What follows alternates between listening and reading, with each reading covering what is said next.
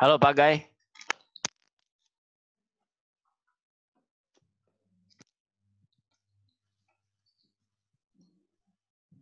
Ya, mungkin langsung saja dipersilakan Pak Sugiri. Pak, silakan dimulai Pak.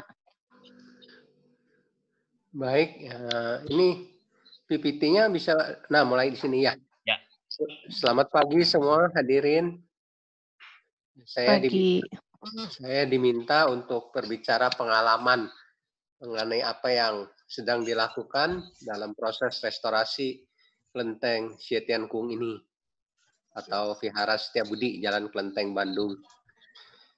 Jadi nanti presentasi saya ini lebih banyak bersifat praktis, hampir tidak ada teorinya, sebab ini cerita pengalaman di lapangan. Dan proses ini masih sedang berlangsung terus, jadi mungkin sesi kali ini baru setengahnya gitu ya, latar belakangnya, sejarahnya, apa yang dipersiapkan, tapi dalam proses pelaksanaannya waktunya tidak cukup dari yang disediakan kira-kira 90 menit kan ya Bu? Nah, jadi sangat banyak data, mungkin kalau agak membosankan maaf dulu sebab latar belakangnya ada, kita berbagi pengalaman. Silahkan slide berikut. Next.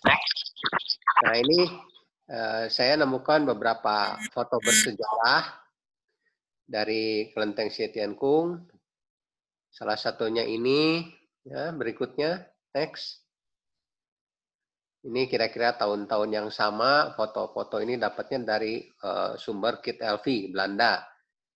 Next. Nah ini dalam periode yang sama, foto-foto ini. Next. Nah ini interiornya zamannya itu, zaman lama itu. Sekarang banyak berubah. Nah ini bagi anak-anak arsitektur barangkali untuk tahu lokasinya di sebelah mana, itu di tengah lingkaran itu. Di sana ada peta ya, di utara itu jalan Jalan Waringin, di selatan tuh Jalan Jenderal Sudirman. Nah, di tengah-tengahnya itulah lokasinya. Silahkan berikutnya.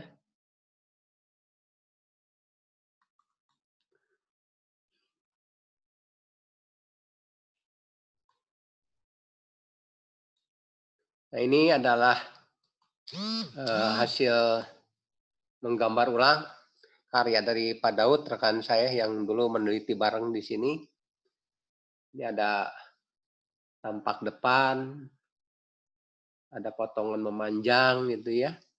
Nah, bisa dilihat tuh di sudut paling kanan tuh gambar yang tengah adalah gambar gerbang yang sekarang tidak difungsikan, yang ditutup. Sebab gerbangnya sudah bergeser ke arah selatan, langsung ke tempat parkir kendaraan. Ya. Anda bisa lihat bahwa tinggi hubungan, tinggi atap itu, puncaknya atap, bertahap dari gerbang, lantas atap pertama, atap kedua, itu selalu bertingkat naik. Ini nanti konsep ini, bahwa yang paling sakral itu atapnya paling tinggi, semua mengacu ke situ. Nanti dengan lantai, dengan macam-macam lain-lainnya juga, dengan langit-langit, itu masing-masing unsur, masing-masing elemen memiliki suatu pesan tersirat di dalamnya. Ada unsur-unsur falsafahnya gitu ya. Pesan-pesan budaya di situ juga. Next.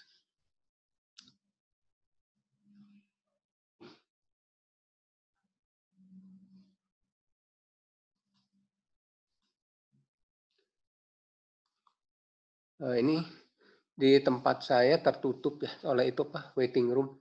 Ini gambar, sekarang gambar denah ya yang ada. Nah, gambar denah ini kalau Anda lihat di ujung utara, di ujung atas, kanan kiri itu kan ada sayapnya ya. Nah, yang bagian bawah itu adalah tampak mukanya.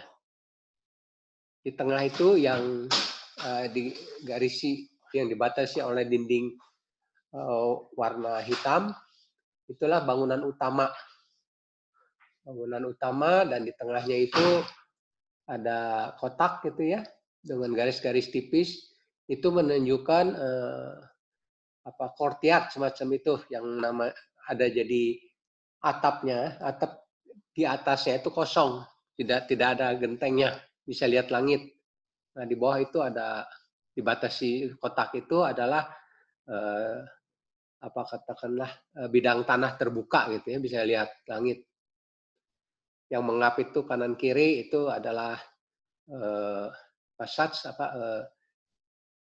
koridor gitu ya, yang menghubungkan ruang depan ke ruang belakang, dan yang paling belakang itu adalah ruang sakral.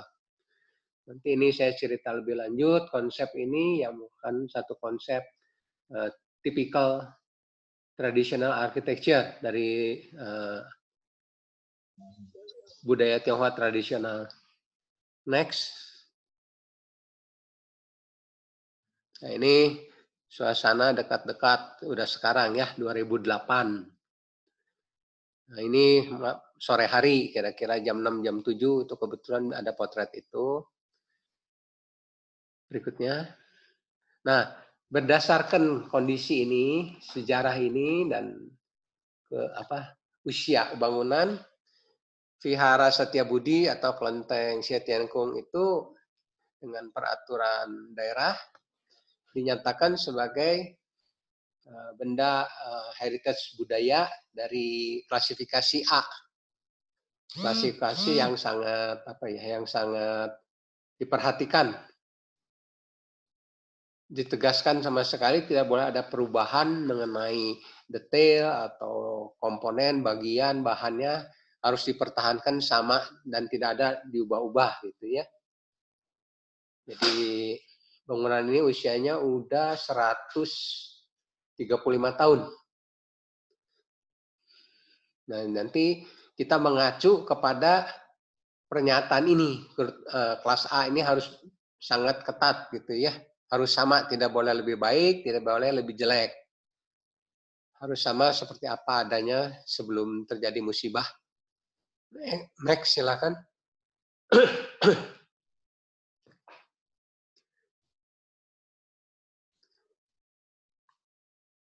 Sampai di sini dulu, barangkali ada yang mau bertanya, silahkan dikirim chattingnya yang untuk dicatat ya. Bagaimana Pak Kris, apakah mau dijawab dulu atau mau maju dulu terus? Jawab belakangan semuanya. Lanjut terus saja Pak. Itu ya. Ini kesempatan bertanyanya untuk ngirim pertanyaan berapa lama? Bisa sambil jalan kuliah dia bisa bisa nulis pertanyaan kok. Bisa. Oke, lanjut. Pak Kris, maaf itu yang gambar di kiri itu di sisi bawah ada saya jalan videonya. Sisi bawah sebelah kiri. Nggak bisa Pak, nggak bisa jalan videonya Pak. Oh ya? Iya, karena ini bukan di PowerPoint ya. Ini kan di Dropbox. Oh. Sayang ya. Nah, ini kalau gitu bisa dilihat ya. Ini jadi ada video waktu saat kebakaran terjadi, kebetulan persis saya di sana, sedang ada tamu-tamu para pejabat berkunjung. Kejadiannya adalah persis pada hari raya tahun baru 5 Februari tahun lalu, jadi sudah 1 tahun lebih sampai sekarang kasusnya. Nah, ketika membawa rombongan ini mendadak saya lihat ada asap gelap gitu. Saya bilang, wah ini ada kebakaran. Rombongannya, enggak Pak, itu biasa. Tapi asap gelap itu hilang, muncul lagi. Wah ini sih kebakaran bener. Ya udah, jadi ini kebetulan ada rekaman-rekaman, tapi sayang nggak bisa dimainkan. Berikutnya yang ini juga, jadi ada beberapa rekaman. Sebetulnya menarik kalau bisa hidup gambarnya. Nah, ini yang ada 5 ya, semua rekaman yang bisa saya sempat kumpulkan. Nah, berikutnya ada gambar-gambar Branwir itu mobil pemadam kebakaran in action, mereka datang lantas dalam waktu singkat bisa dipadamkan. Jadi kejadian kira-kira sekitar pukul 11 ya, sekitar jam setengah 1 udah dipadamkan. Jadi sangat gesit gitu ya. Kebetulan waktu itu yang ada di lapangan yang saya dampingi adalah Pak Kapolda Jawa Barat. Beliau yang membantu, stafnya semua langsung bergerak sangat cepat sehingga ini bisa dipadamkan dalam waktu singkat. Terima kasih kepada bapak-bapak yang telah membantu 1 tahun yang lalu. Nah, ini akibat dari kesigapan para petugas ini, bangunan yang menjadi korban itu tidak meluas, hanya di bagian sayap. Kalau tadi dari gambar awal tuh sayap kanan kiri saja, bagian belakang. Bangunan utama yang tadi digambar itu di garis tebali itu selamat sama sekali utuh. Jadi berikutnya adalah kita akan, nah ini sesudah kebakaran, ini adalah reruntuk-reruntuk yang terjadi sesudah kebakaran. Besok paginya ini rekamannya. Yang hari yang sama tidak boleh masuk ke dalam. Jadi kita lihat atapnya hilang, tinggal hubungannya itu dari pasangan-pasangan bata. Isinya ruangan berantakan semua. Kayu-kayu, komponen kayu. Jadi areng semua. Berikutnya silakan. Setelah itu adalah kunjungan lah, survei daripada petugas, dari pejabat pemerintahan, dari kelompok dinas pariwisata dan budaya datang, kemudian juga dari tim ahli cagar budaya TSCB, para anggotanya hadir juga, sebab mengingat ini bangunan budaya, bangunan heritage kelas A, jadi sangat banyak perhatian dari yang bersangkutan. Mereka berkunjung, melihat kira-kira apa adanya sebagai persiapan. Nah, jadi sebelum bertindak merubah atau memperbaiki, kami harus berbicara dulu dengan tim THCB ini. Menceritakan apa yang akan diperbuat, ada usul-usul apa yang mereka berikan untuk perbaikan, apa yang harus diperhatikan dari diskusi itu. Nah, ini kebetulan kami ada kembali lagi dari rekan saya Pak Daud Minuari itu, Tan Cisian, dia punya foto kuno ini, 1930, yang udah agak bureng-bureng. Tapi kalau Anda lihat di sudut belakang, paling kanan tuh, pagar bantengannya itu, pagar tembokan kelenteng itu lebih rendah ya dari di depannya. Ini 1930-an ini yang asli sebetulnya begini, bahwa di belakang disambung dan ada bangunan-bangunan yang kebetulan terbakar itu. Jadi kita mengusulkan udah aja perbaikannya kembali ke kondisi 1930. Yang tambahan-tambahan kira-kira tahun 1970, 1960-an itu tidak turut diperbaiki. Jadi mengacu kepada bangunan 1885, dokumentasi yang paling tua yang kita punya adalah ini. Nah, jadi kita dianggap bahwa 1885 itu batasnya memang hanya sampai gambar ini. Dan dikonservasikan 1885-nya gitu bangunannya. Nah, ini jadi usulan ini dan disetujui kembali kepada awal. Nanti berikutnya Pak, nah ini bedenah ini setelah restorasi ini nanti bangunan yang eksis adalah bagian yang putih itu. Yang hijau itu nanti berupa lapang tanah terbuka, mungkin akan menjadi taman gitu ya. Kembali 100% kepada 1885 kondisinya.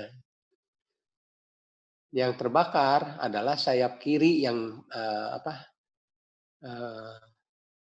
hangus sama sekali sampai dengan koridor yang menyambung bangunan besar ke bangunan sayap itu terbakar. Jadi apinya tuh merayap mulai dari halaman belakang, di belakang gedung utama, dia nyala, bakar ke sebelah kiri ini, terus sebagian sempat membakar sayap yang sebelah kanan. Nah, sayap yang sebelah kanan ini sampai ruang pertama itu, sampai sebelum koridor yang ke kanan itu, dia terbakar juga. Tapi kesininya, ke depannya, dari batas koridor sampai ke tembok depan, itu hanya apa ya, kalau orang Sunda bilang kahembos gitu, terbakar selewat gitu ya. Tapi nanti juga mau nggak mau harus diganti bagian atasnya, kayu-kayu, konstruksi kayunya. Sebagian terbakar meskipun tidak semua. Nah, bangunan yang tengah, yang besar itu sama sekali tidak diganggu sebab tidak terkena api meskipun terbakar. Ini rencananya yang restorasi. Next. Nah, ini juga silahkan ada yang mau bertanya, lanjutkan. Tadinya kalau PPT-nya jalan bisa langsung barangkali ya. Langsung aja sekarang pertanyaannya dikumpulkan. Nah, persiapan apa yang kita akan bekerja sudah mendapat izin? Nah, persiapannya adalah memeriksa seluruh kondisi bangunan. Apakah masih layak dipertahankan ataukah sudah harus diganti? Jadi kami meminta pertolongan kerjasama dari banyak pihak yang mempunyai alat-alat yang diperlukan. Salah satunya dari kelompok Universitas Kristen Maranatha, bagian jurusan teknik sipil. Mereka punya peralatan untuk kayu. Kayu ini secara empiris, mungkin ya secara statistik gitu, bisa diukur kelembapannya, lantas modulus-modulusnya, nanti ada kesimpulan. Nah, mereka mulai bekerja, kolom demi kolom, balok demi balok, semua dites. Kebetulan sekali, sipil Universitas Kristen Maranatha ini sekitar setahun atau 2 tahun sebelumnya, waktu belum ada masalah, mereka juga sudah survei untuk penelitian. Jadi ada satu laporan kondisi awal, waktu utuh bagaimana, nah sekarang saya sudah jadi musibah bagaimana. Jadi kebetulan sekali, jadi bisa dianalisa berapa penurunan kualitas dari bahan-bahan ini. Mereka memeriksa sampai ke bangunan dalam dan sebagainya, dan katanya menurut laporan berdasarkan data-data fisik bangunan sebelum dan sekarangnya, keteguhan bahan, strength of material daripada kayu-kayu ini menurun sekitar 30-50% kalau nggak salah. Jadi timbul pemikiran malahan sebetulnya karena sebab konstruksi kayu ini mempunyai faktor keamanan yang agak besar biasanya. Jadi mungkin kalau mau dipaksakan dipakai tanpa diganti juga bisa. Gitu. Tapi dalam standar limit. Ya, tapi mungkin yang bisa dipertahankan beberapa unsur saja, beberapa elemen aja, nggak sampai 20% mungkin ya.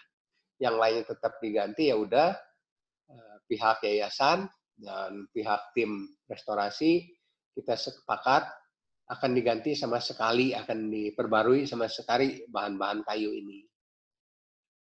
Berikutnya silahkan. Nah ini kami juga meminta pertolongan dari Pusat Penelitian dan Pengembangan Perumahan dan Permukiman, Puslitbang. Ini di dekat Jatinangor sana ya, apa Cileunyi. Nah, mereka mengirim tim ahli, tembok-tembok, kayu-kayu, semua dites, membawa peralatan. Kondisinya bagaimana? Apakah bisa dipertahankan? Masih layak pakai? Ataukah sudah berbahaya gitu ya? Dilakukan testing. Jadi itu tembok, nanti sebagian diambil sampelnya, dibawa ke lab untuk tes, begitu juga kayu. Berikutnya silahkan. Nah, kami pun mengkhawatirkan bahwa bangunan besar, misalnya bangunan utama itu sudah 1 abad lebih gitu ya. Apakah ada bagian-bagian lemah atau gimana? Jadi kita mencoba mencari indikasi apakah masih bisa diandalkan atau enggak. Kalau tadi kan yang terbakar. Ini yang masih ada kan bangunan utamanya. Kita berkesimpulan kita mencoba dengan kemiringan. Apakah dindingnya miring itu yang menuju ke arah kegagalan. Begitupun juga kolom-kolom apakah sudah mulai ada tekuk gitu ya, ada lengkung yang berbahaya. Satu persatu elemen-elemen ini kita tes. Kalau di bagian luar, kita ngetesnya secara manual, tradisional. Jadi pakai bandul aja. Kalau orang tukang tuh bilangnya di lot, katanya. Kalau lot itu kan timah ya. Pakai benang kasur gitu ya. Diukur di atas berapa senti dari tembok, bawah berapa senti. Nah, ini kita bikin daftar. Daftar ini kemudian nanti diplot di denah besar, digambar. Dicari barangkali ada yang ekstrim gitu ya. Kalau ada yang ekstrim, perlu penguatan atau bagaimana, nanti diputuskan. Nah, untuk di dalam bangunan, ini sangat beruntung, salah satu anggota tim restorasi ini mempunyai alat yang modern, yang zaman saya sekolah dulu belum ada. Dulu cuma pakai teodolit manual, ini pakai sinar laser. Ya. Jadi, nggak usah pindah-pindah terus seperti kalau zaman dulu tripodnya pindah satu titik ke titik lain. Tapi dari satu posisi sebagai titik tolak.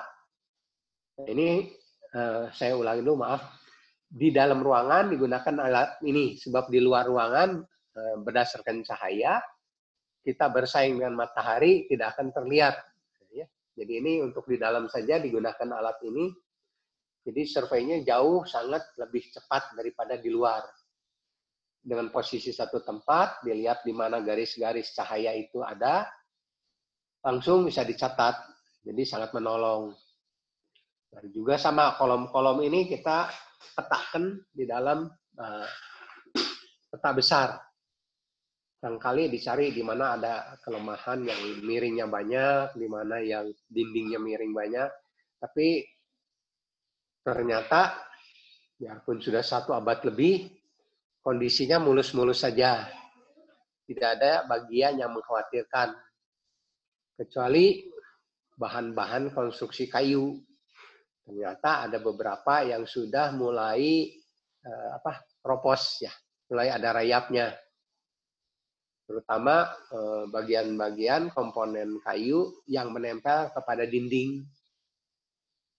Ini nanti pemikiran selanjutnya, sebab ini kita bicara bangunan utama. Bangunan utama itu belum termasuk program restorasi sekarang. Restorasi sekarang hanya konsentrasi pada mereka bagian-bagian yang terbakar. Next, silakan.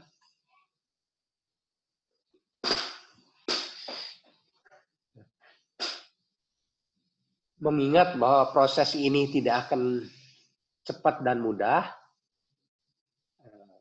pihak yayasan dan kami mengusulkan semua bagian-bagian yang pernah terkena api ini untuk didukung agar tidak hilang gitu ya.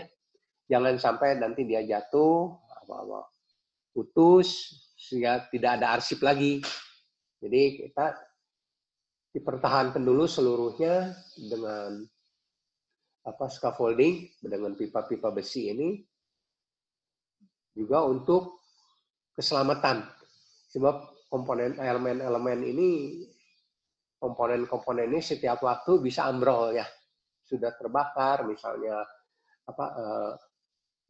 ridge ya, puncaknya atap itu udah retak-retak, udah putus, kemudian kayu-kayu itu udah menjadi arang gitu ya. Sedangkan tukang dan yang kerja itu bolak-balik di daerah situ, nanti kalau jatuh ya bisa langsung udahan ya, bisa game. Jadi ini kita sangat khawatir, dan semua bagian yang dianggap pernah kena api itu didukung. Kemudian bagian misalnya bagian koridor yang terbakar total itu dipasangi konstruksi atap temporer dari baja supaya memudahkan nanti kalau bekerja gitu ya. Dibongkar, dipasang ulang, itu lebih leluasa, tidak terganggu sangat dengan cuaca. Next, silahkan.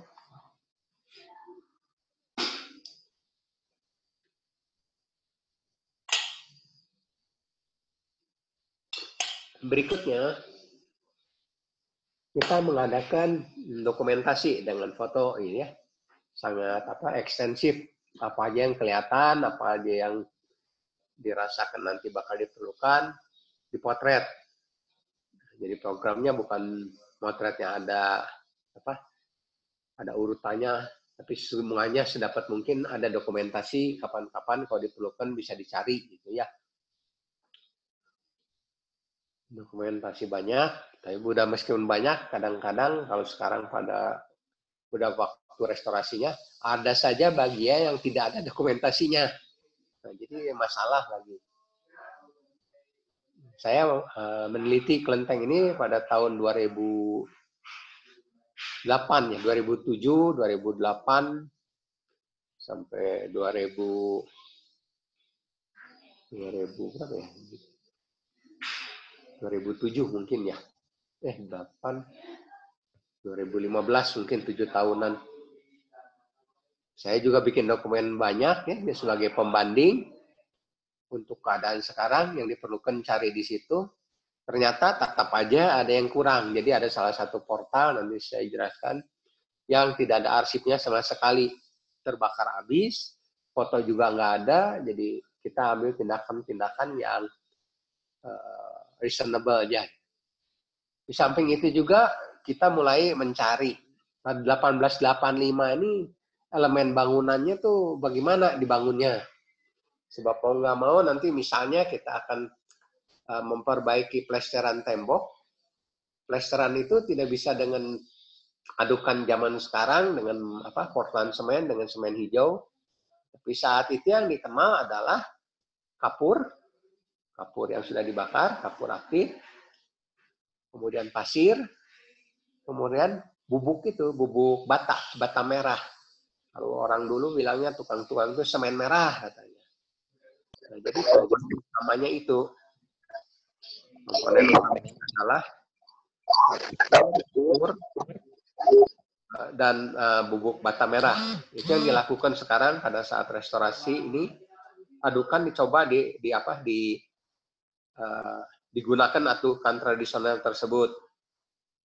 Misalnya ini yang menggambar dua gambar paling kiri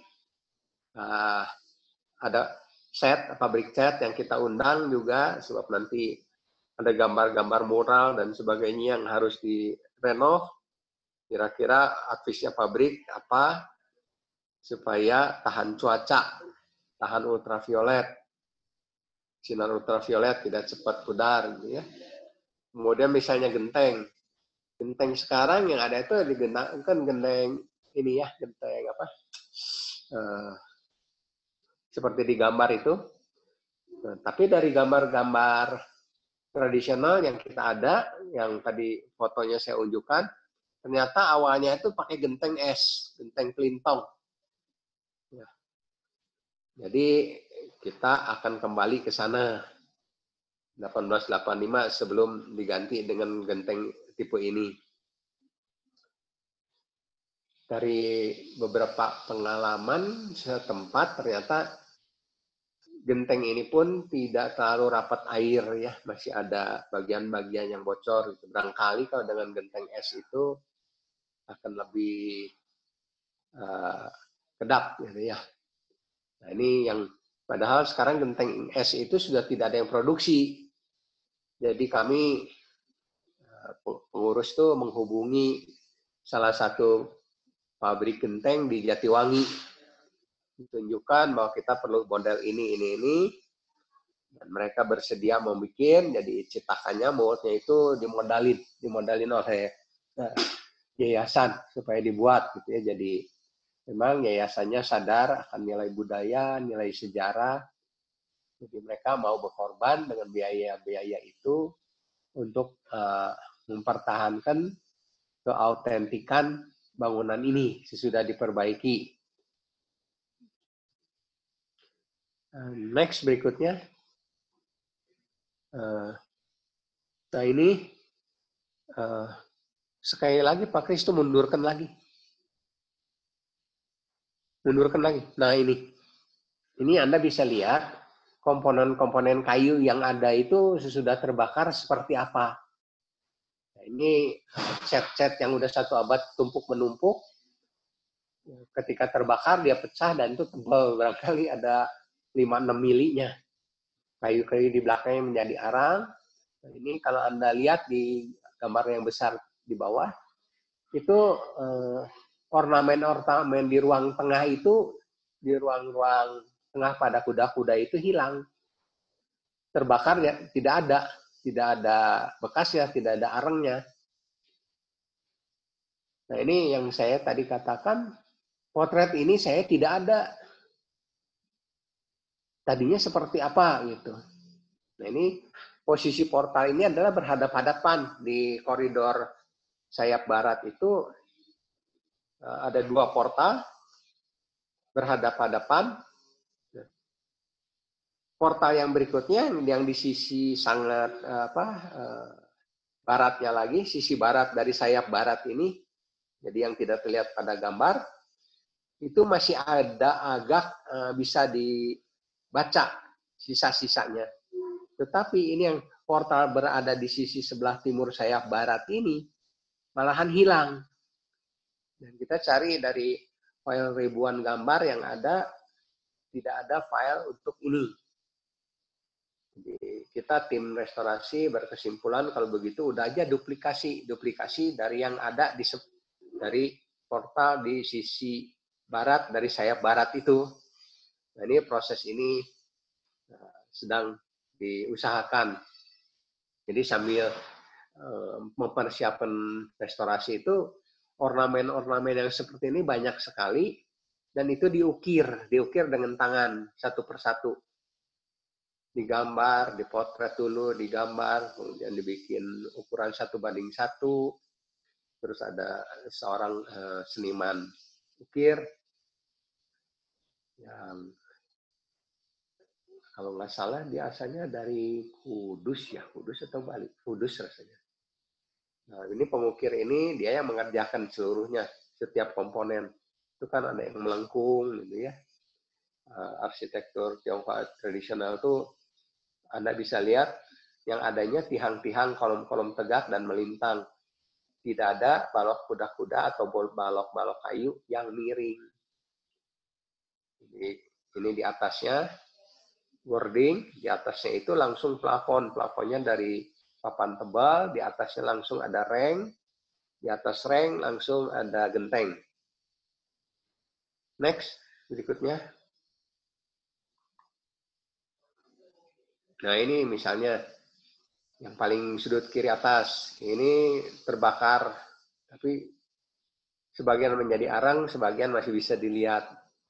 Nah, dari benda ini kita tidak berani melepas, tapi melepas dipegang tuh arang itu hancur, dipotret, digambar, skala 1:1 secara detail, lantas dibikin duplikatnya. Ini di gambar paling kanan tuh kebetulan ada seorang relawan dari tim restorasi.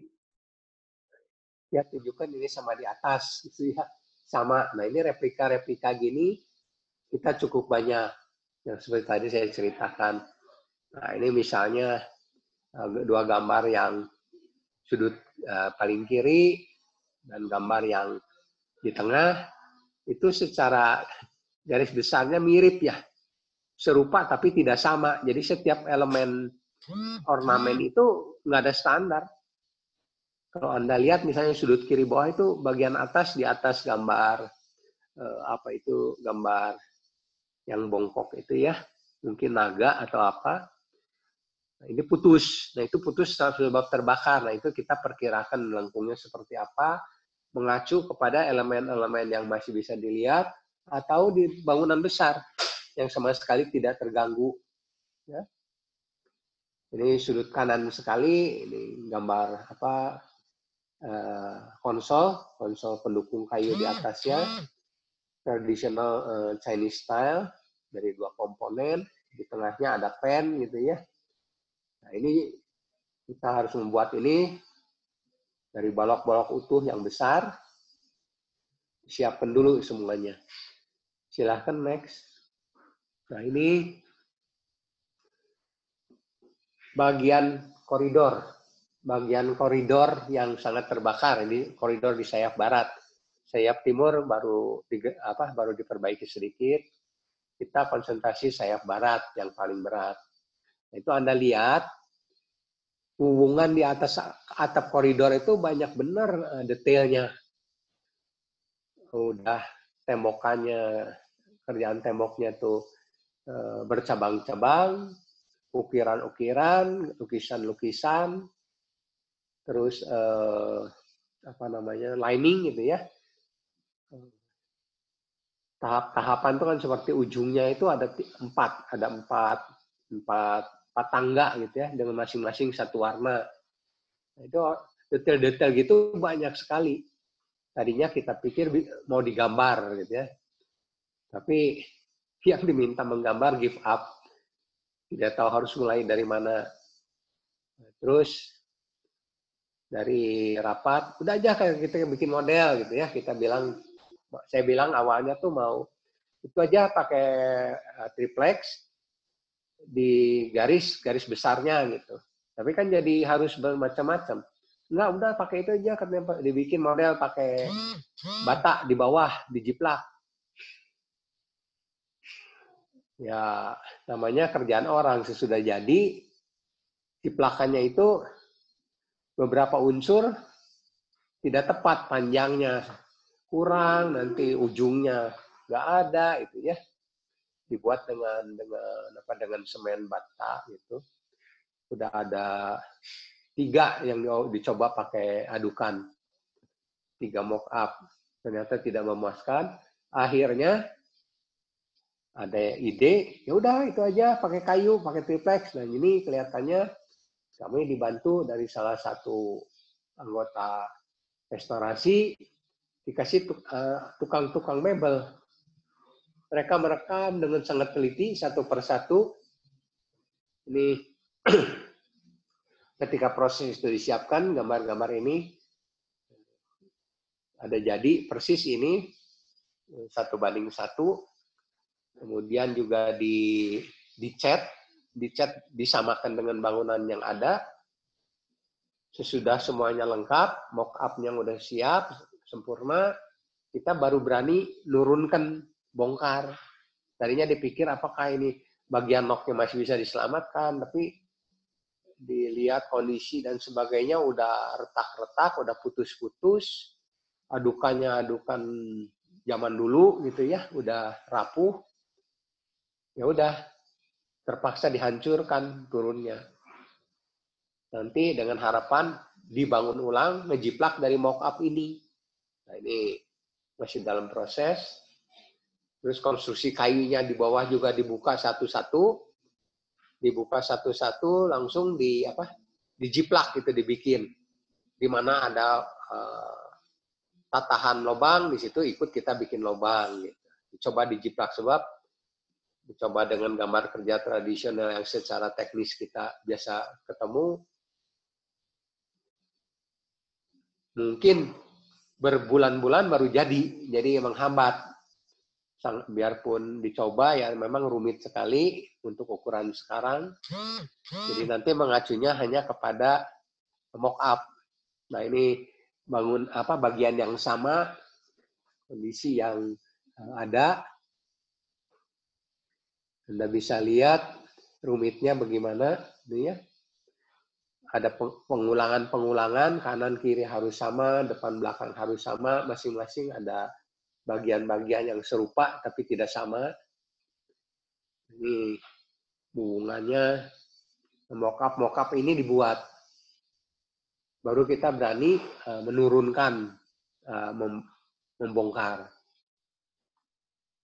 Ini sebagai perbandingan, ini kondisi koridor yang sama, di sayap sebelah, kalau tadi barat, ini di timur, yang hanya terbakar sebagian. Jadi bagian luarnya ini masih mulus, bisa dilihat. Ini merupakan referensi untuk ke kanan yang hancur. Gambar dan sebagainya juga berubah. Meskipun sama-sama bunga di sini sama bunga di barat berbeda. Sebab ini kerjaan-kerjaan tangan. Nah, ya ini juga nanti mungkin harus dihancurkan berikutnya. Sebab kayu konstruksi di bawahnya terbakar. Nah, ini mock-up juga dibuat 2 set gitu ya. Tindakan yang berikutnya. Jadi ini masih agak lama, kita sekarang lagi kerja di sisi barat, di sayap barat. Berikutnya, silakan. Nah, ini dari cerita panjang ini apa yang sudah sekarang dilakukan adalah di sayap barat ini misalnya dinding-dinding ini plesterannya dengan adukan tradisional. Bisa dilihat plesterannya itu warnanya merah, kalau yang dulu-dulu tuh yang udah pakai semen biasa adalah hijau, abu-abu gitu ya. Nah ini konsol baru yang menggantikan yang terbakar. Itu barang-barangnya sebab dimensinya besar-besar, berat-berat semua ya. Meskipun 1-2 meter, tapi kayu solid. Nah ini yang sudut kiri bawah adalah plafon, lambrès ring dengan papan-papan kayu. Nanti di atasnya dipasang nok, baru pasang genteng gitu ya. Nah, ini balok-balok yang terbakar. Nah, ini kanan kirinya ada ornamen yang kita jiplak. Nah, ini ornamen sayap barat sama ornamen sayap timur lain lagi. Jadi kelihatannya dulu waktu pembangunan 1885 tukangnya beberapa grup barangkali ya. Masing-masing kerja sendiri.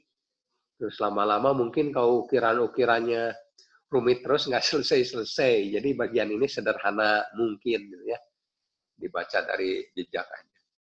Saya kira sementara sampai di sini dulu, proses masih berlangsung terus.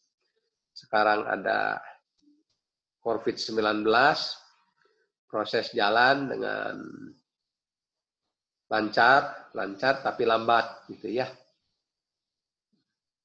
Gitu. Sebagian terkena himbauan untuk tidak keluar rumah. Jadi juga saya juga sekarang salah satu yang tidak bisa keluar rumah. Keluarganya keberatan kalau saya bolak-balik tiap hari di sana. Ya ini presentasi saya sampai sini.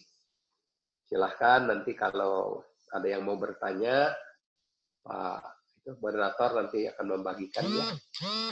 Jadi nanti kapan-kapan kita jumpa lagi, barangkali ada cerita selanjutnya, kalau tadi banyak latar belakang.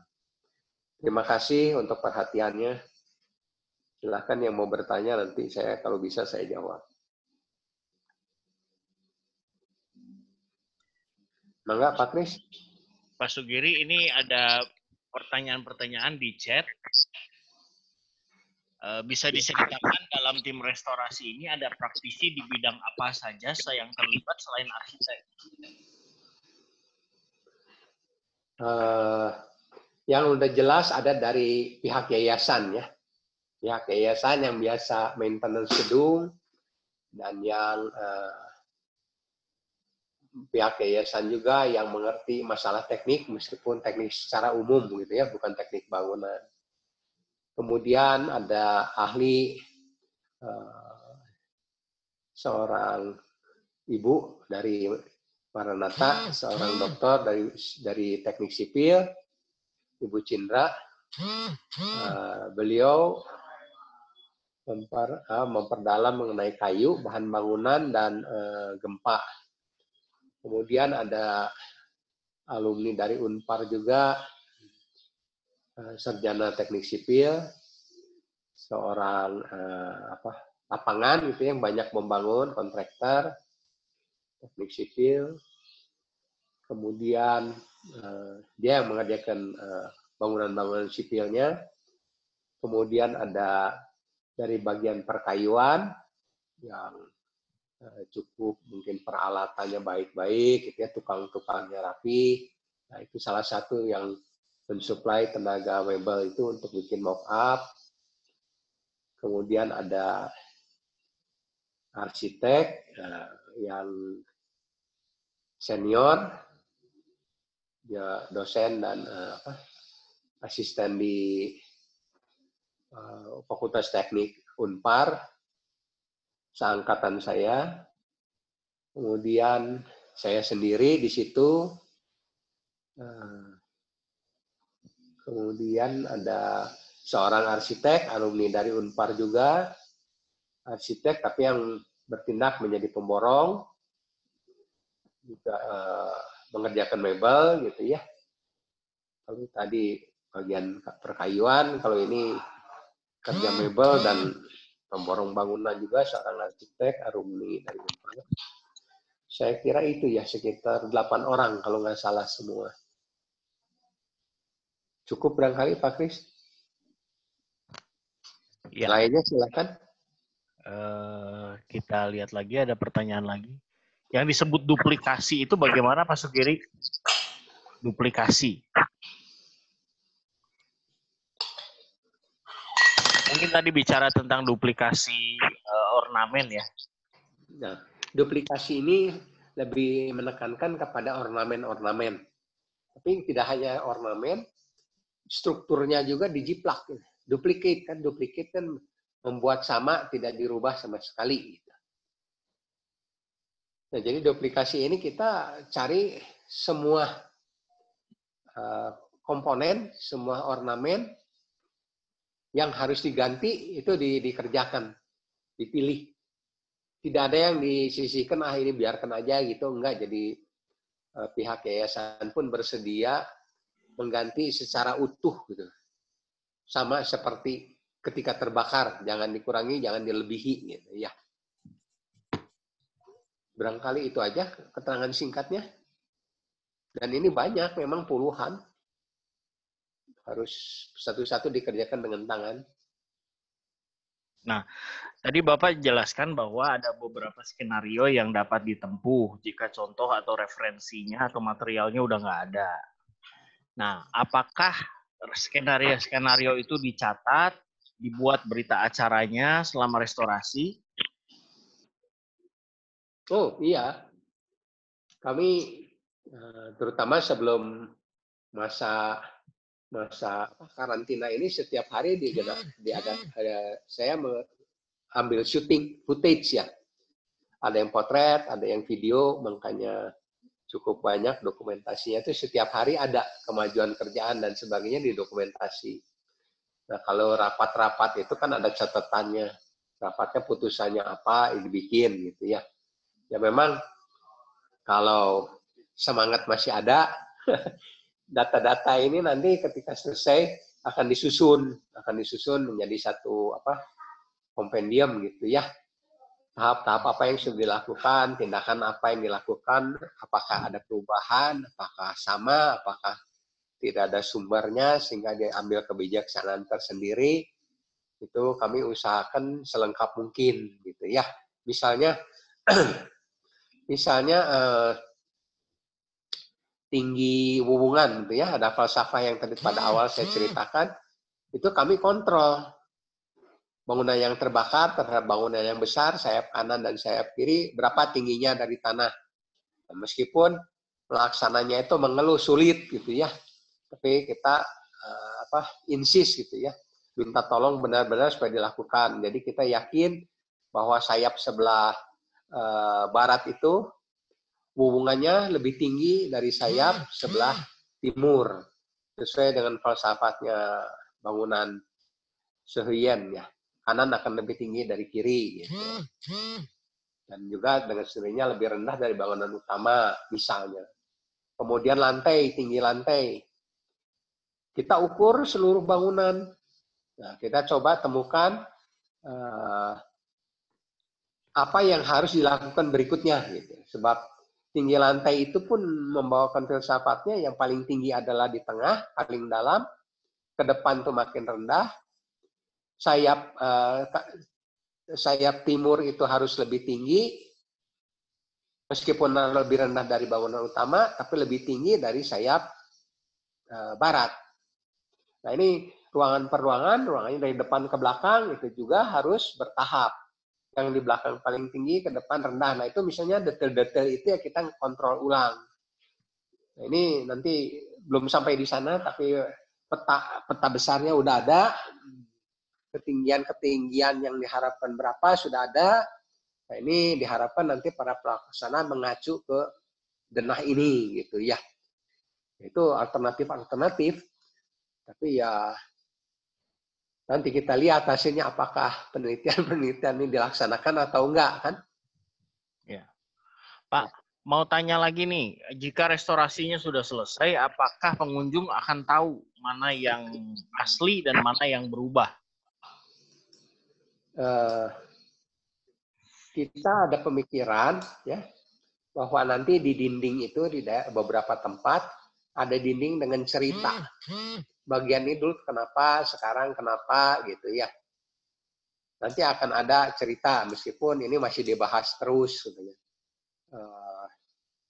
Banyak latar belakang budaya setempat yang harus dipertimbangkan tidak hanya secara ilmiah gitu ya. Sosiologi masyarakat, sosiologi komunitas gitu. Sebab kita berbicara sesuatu yang abstrak, yang bisa dimengerti oleh para scholar gitu ya, yang tahu latar belakang. Tapi masyarakat umum ini kan tidak ada latar belakang keteknikan, tidak ada latar belakang falsafah budaya tradisional. Nah ini ya kita belum ketemu, tapi dirasakan kalau dikasih keterangan juga nanti timbul pertanyaan. Kalau tidak dikasih keterangan pun juga nanti yang ingin tahu susah gitu ya. Ada pemikiran udah aja di buku saja, tapi ini semua jadi masih bahan diskusi. Sebab buku pun kan terbatas ya, hanya berapa kopi. Nanti sesudah itu tidak ada bukunya lagi kan nggak mungkin. Bukunya nggak mungkin cetak terus-terusan, nggak ada pasaran, nggak bisa dijual. Nah, harus dengan ada penerangan gitu ya. Kalau saya lihat di luar negeri memang begitu. Tetapi mungkin hal-hal yang seperti ini yang scientific gitu, yang up to date gitu ya, belum secara bertahap harus ceritanya dijelaskan dan diterima oleh masyarakat pengguna. Sebab ini heritage building yang ada ini yang living heritage ya, yang masih ditinggali, yang masih dijalankan, yang masih dihidupkan gitu. Kita tidak bisa lepas dari komunitas yang menggunakannya, yang memelihara kehidupan ini. Kalau nanti komunitas ini merasa asing di satu tempat bersejarah yang terlalu banyak pesan-pesan ilmiahnya gitu ya, nanti juga bagaimana gitu. Jadi ini pertimbangan sosiologisnya juga perlu dipikirkan baik-baik, tidak bisa wah ini harus begini gitu. Nah ini selalu menjadi pertimbangan. Jadi jawaban saya mengambang gitu ya. Tidak ada kepastian yang black and white gitu, hitam dan putih, tapi lihat situasi kondisi, kita mengharapkan untuk ke depan. Ke depannya bisa membantu memberi penerangan. Tapi cerita ke depan yang sekarang kalau nggak bisa terima gimana gitu ya. Nah ini banyak yang harus dipertimbangkan. Saya kira sedikit terbelakang itu, Pak. Ya. Ini ada dua pertanyaan lagi. Pak Sugiri boleh ceritakan lebih detail metode duplikasi atau metode menjiplaknya itu seperti apa?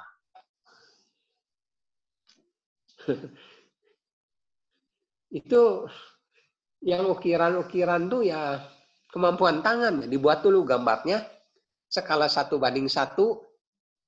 bertahap, itu dari potret nanti diperbesar, itu dibuat dengan dengan gambar garis gitu ya, dari potret dipindahkan, lantas nanti dibandingkan dengan barang yang ada gitu. Kira-kira kurang lebih mendekati atau enggak, jadi semua kerjaan visual ya, visual dan workmanship. Itu duplikasi yang utamanya. Kalau kayu misalnya, kayu gini, itu ada hal yang kalau diperiksa di lapangan, itu portal kan masing-masing 2 kaki. Satu koridor itu jadi artinya ada 2 portal, ada 4 kaki. Nah itu yang aneh, ada kayu 2 ukurannya 18x18, ada kolom 2 ukurannya 19x19. Apakah ada pesan tertentu dalam ukuran-ukuran yang berbeda ini atau tidak? Tapi kalau dipikir-pikir balik lagi, sebagian besar dari anggota tim bilang, ya itu kan kerjaan tangan dulu. Beda-beda sedikit mereka kan nggak peduli gitu. Jadi ya di order udah sama aja, yang paling gede 19-19 gitu. Ini kan segi-segi praktis ya. Kalau diikuti juga nggak tahu sebetulnya apa, nggak diikuti juga kita ambil praktis sekarang, tapi ini nanti dicatat gitu ya.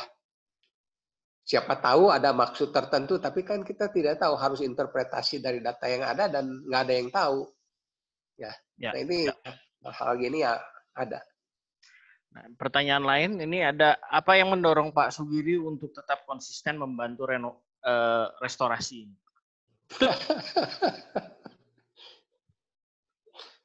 Nomor 1, saya involve dalam penelitian untuk program S3 saya. Salah satunya adalah bangunan ini.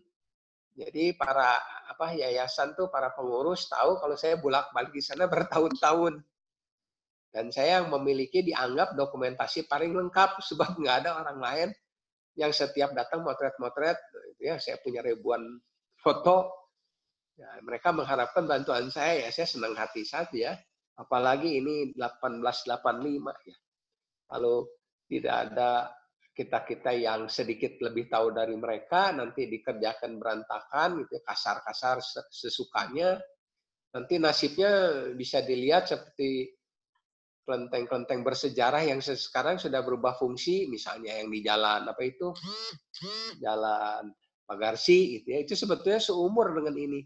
Itu sekarang Anda bisa lihat sudah menjadi bangunan beton tingkat 2, pesan-pesan tradisional, pesan-pesan budaya, pesan-pesan filsafatnya berkurang.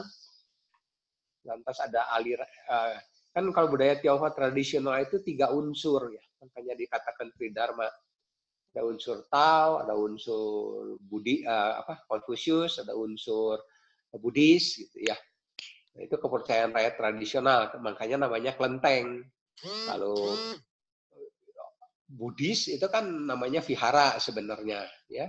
Kalau vihara itu gayanya gaya Buddhis. Nah, masing-masing kalau 3 unsur yang dipisahkan kan punya karakteristik masing-masing. Nah, Tiankong ini sebenarnya masih Tridharma, semua masih ada. Kalau nanti ini misalnya gitu ya, atau bangunan lain lah, bangunan-bangunan kelenteng lain di luar kota Bandung yang saya banyak kunjungi, 200-300 tempat itu, begitu ditangani oleh mereka-mereka yang misalnya murni hanya ilmu arsitektur modern gitu ya, ini kakak modern pendidikan arsitektur sekarang, katakanlah misalnya di Semarang gitu ya, yang paling terkenal Sampokong. Itu kan sekarang dari kelenteng tradisional dulu, sekarang menjadi duplikat salah satu bangunan dari istana terlarang, dari Tiongkok Utara, dari Peking, dari Forbidden Palace itu. Ornamen-ornamen atapnya dan sebagainya dengan 9 hewan-hewan kecil pada jurai-jurainya, itu yang ada hanya di istana sana, sebetulnya di istana Forbidden Palace. Sedangkan kelenteng-kelenteng yang ada di Nusantara ini dibawa oleh para imigran-imigran dari Tiongkok Selatan. Tiongkok Selatan tuh ya barangkali Fujian, Guangdong di sana ya, mayoritas mereka yang datang ke sini. Nah ini kan lain. Kalau di Tiongkok Utara itu misalnya nih, hubungan atap kan lurus. Nah, Tiongkok Selatan, hubungan atap kan melengkung. Nah, si Tiongkok ini kan melengkung. Tapi Anda bisa lihat kalau kita keliling Pantura, bangunan-bangunan tradisional yang ditangani secara modern ya udah lain, udah nggak ada pesan-pesannya. Pesan-pesannya itu hilang. Hilang kenapa? Nomor satu tidak mengerti, nomor dua tangannya tidak ada yang bisa mengerjakan ini. Seperti tadi itu ukiran-ukiran untuk hubungan untuk nok. Kami tim sampai mencari ya siapa yang kira-kira bisa membuat relief itu dari kepingan-kepingan pecahan keramik porselen. Nah itu di Tiongkok Selatan sendiri hanya ada satu daerah kampung di mana pertukangannya mengerjakan itu. Nah saya mencari dari teman yang kenal, dikatakan tuh di sana di Malaysia di Penang atau di mana itu lagi ada renovasi itu. Nah saya dikenalkan dengan Pimpro sana, lantas dengan tukang dari Tiongkok yang sedang ada renovasi di sana. Kami ingin mengundang dia untuk ke Bandung.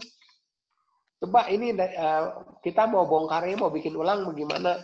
Tapi ketika diceritakannya bangunannya hanya yang perlu ukiran itu 2 buah dengan panjang barangkali 15-20 meter, dia bilang, males ke sana ngapain, katanya. Biayanya juga besar, untung nggak bisa, katanya. Mereka nggak mau. Nah nggak mau terus gimana? Ya udah kita berusaha sendiri sebaik-baiknya, sebisanya, dengan tukang yang ada, yang biasa renovasikan pakai adukan gitu ya, dicoret-coret pakai cat-cat berwarna sesukanya dia.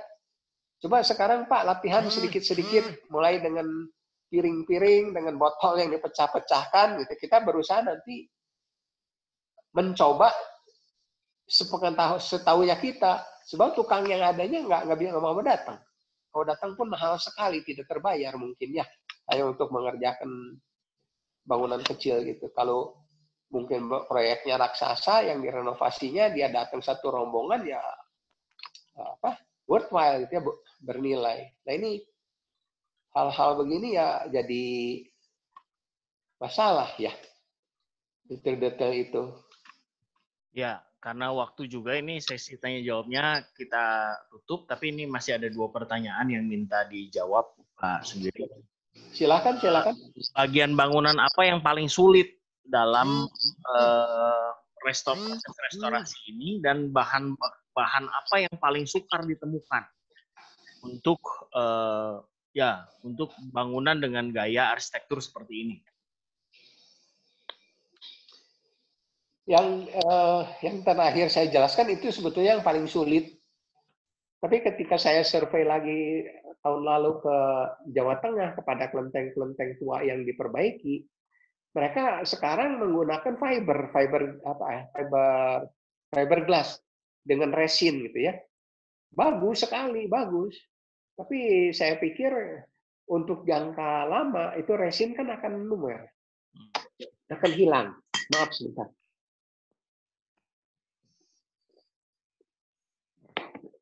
Kita bisa lihat fiberglass atap itu kan dalam 2-3 tahun mulai hilang nanti resinnya. Ya. Tinggal seratnya. Nah ini masalah-masalah begini memang bagus, gampang dikerjakan, tapi dalam usia nggak abadi lah kasarnya gitu ya. Nah ini kita harus mencari jalan tengah. Itu yang paling sulit, yang utamanya. Berikutnya yaitu ukiran-ukiran yang harus dikerjakan dengan tangan. Dan ukiran ini kan masing-masing sebetulnya ada pesannya. Seperti tadi, yang sebagian bilang ini melengkung, ini naga. Yang nggak ngerti kan bilang, ini mah gambar monyet, katanya gitu ya. Nah ini kan 2 interpretasi yang berbeda, dan nanti perlakuan terhadap jiwanya ukiran itu kan juga berbeda.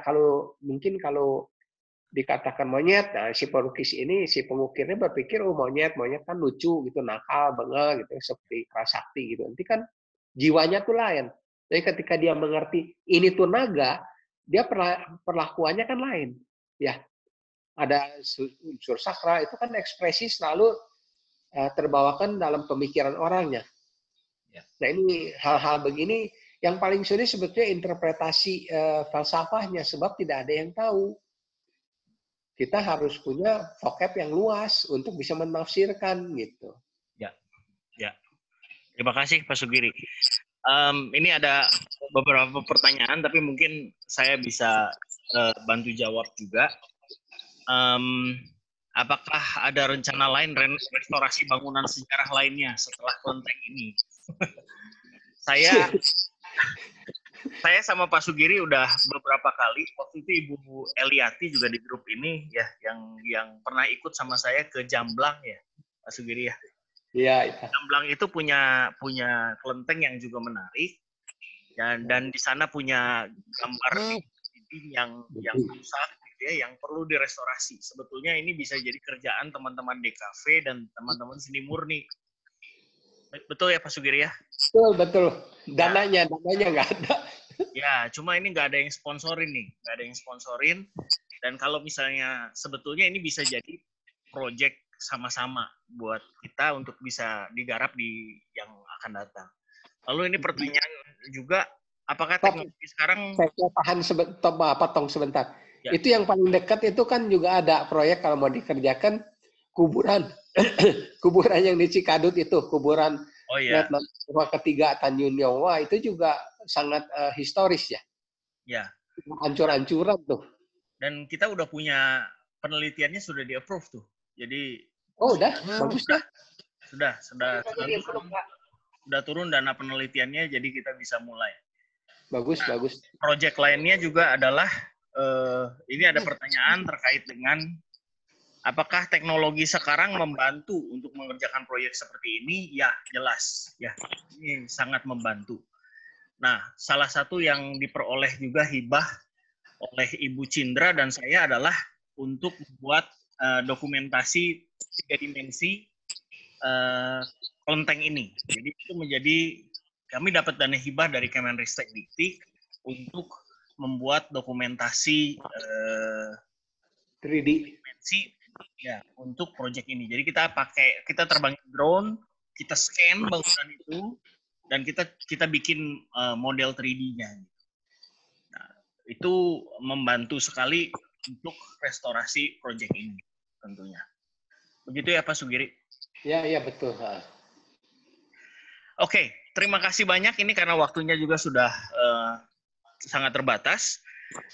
Tapi sebelum saya kembalikan ke Ibu Yunita, di sini ada beberapa orang yang saya lihat bukan mahasiswa ya, tapi ada tamu-tamu yang datang ke room ini untuk juga mendengarkan kuliah. Terima kasih banyak. Selamat datang. Saya minta memperkenalkan diri, boleh? Pak Pierre Gosal, ada Pak Heri Setiawan. Silakan memperkenalkan diri. Mungkin mic-nya tuh mesti dibuka dulu. Terima kasih Pak Krismanto. Saya Pierre Gosal. Dari mana Pak? Saya dari Manado. Saya dari Universitas Samratulangi, tapi sekarang lagi di Universitas Brawijaya di bawah bimbingan Bapak Profesor Antariksa. Oh, ya. Terima kasih. Salam untuk Profesor Antariksa dari saya, Pak. Oh, terima kasih Pak Sugiri. Disampaikan terima kasih Pak. Dia promotor saya Pak. Ya Pak Antariksa adalah promotor Pak Sugiri.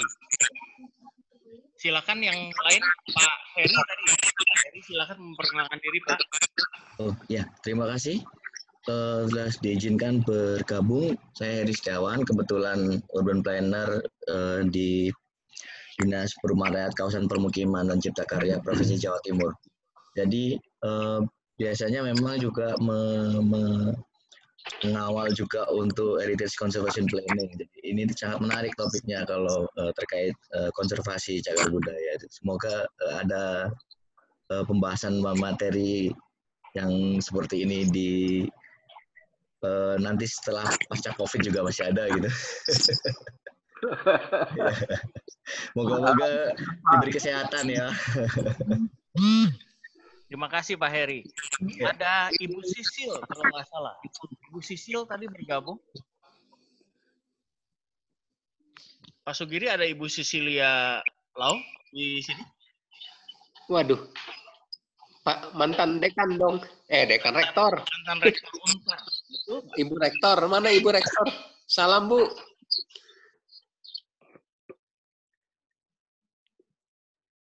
Halo? Halo? Mana Ibu Sicilianya? Tadi rasanya saya lihat, tapi tidak ada. Udah off barangkali. Pak, Ibu Irena mau menyampaikan sesuatu, silakan Ibu Irena.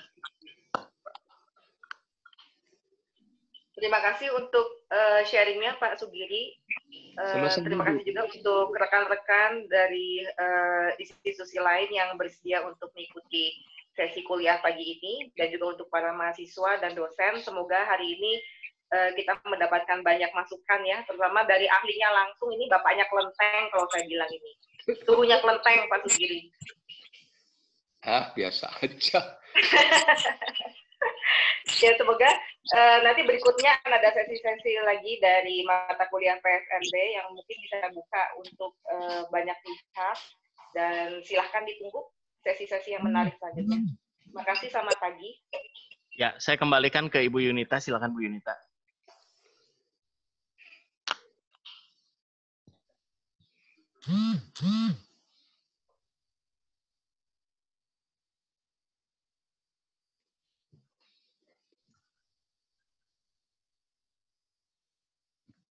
Di mute, Bu. Ya. Iya. Nah, udah ada suaranya. Iya. Oke, saya tidak menyangka kalau ternyata ada tamu-tamu lain yang bukan mahasiswa di sini. Tapi terima kasih banyak untuk partisipasinya. Juga untuk Pak Sugiri. Pak Sugiri, semoga sehat selalu, Pak. Jangan keluar rumah ya, Pak. Ini Prof. Antariksa ada nih. Prof. Antariksa. Oh. Selamat datang, Prof. Antariksa. Selamat pagi, Pak. Selamat pagi, Silakan. Pak. Prof, silahkan, Prof. Suaranya nggak ada, Prof. Bentar, saya mute. Halo, ya. Ada. Ada kok. Ada. Ada. Ya, saya ikut mendengarkan saja. Silakan. Barangkali ada pesan sedikit, Pak. Ada komentar. Ini saya baru masuk ini. Oh, baru masuk. Saya baru lihat tadi pagi posternya di Facebooknya Pak Sugiri, lalu saya share ke teman-teman bimbingan saya S3 yang ada di Brawijaya. Terus kemudian saya baru masuk ini. Udah penutupan nih, Prof. Oh ya, nggak apa-apa. Memang saya masuknya pas mau penutupan saja gitu. Pak Kris nanti di-share di YouTube, Pak.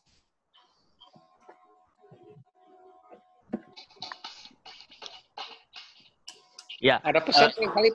ya kuliah ini kami rekam dan nanti kami akan share di YouTube channel. Jadi nanti semua bisa melihat lagi, dan mungkin ada yang membutuhkan materi ini, bisa silakan nanti bisa dilihat di YouTube channel. Silakan Bu Yunita. Oke, kalau gitu langsung aja ya Pak Kris ya, berhubung waktunya sudah mepet nih, aduh udah lewat nih. Terima kasih sekali lagi untuk Pak Sugiri dan rekan-rekan yang sudah bergabung, juga para mahasiswa. Jangan lupa mengurus absen ya ke dosen kelas masing-masing, kemudian tugas ringkasannya untuk materi hari ini.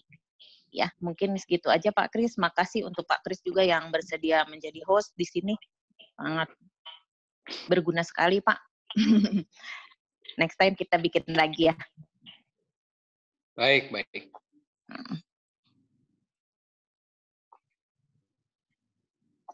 Masih di mute. Ya, terima kasih untuk semuanya. Kita akan akhiri sesi ini. Ya, sampai jumpa. Stay safe, stay healthy.